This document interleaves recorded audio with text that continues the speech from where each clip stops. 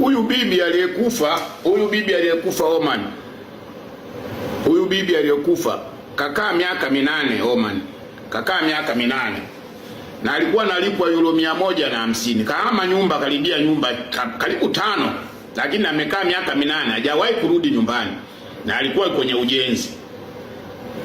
Umenielewa?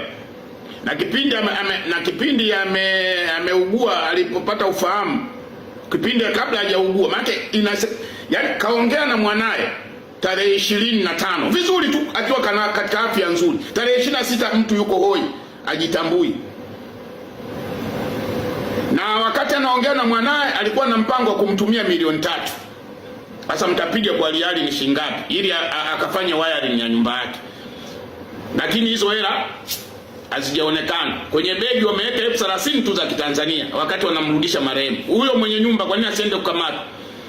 Hizo pesa zote alizokuwa nazo huyo dada, maana inasemekana mama mtu alikuwa akitunza pesa zake, kila miezi 4 5 anatuma kwa mwanae kwa ajili ya ujenzi. Anatuma miezi 3, alikuwa atumi za mwezi.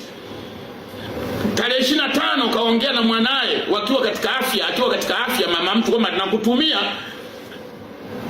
nakutumia hela za wiring. Mtoto anaojua wiring alipanga kutumia shilingi ngapi? Huwa ananitumia, alikuwa amesema nitumia milioni 3. Sasa ndani ya tarehe 26 mtu kaugua, kaferi ICU.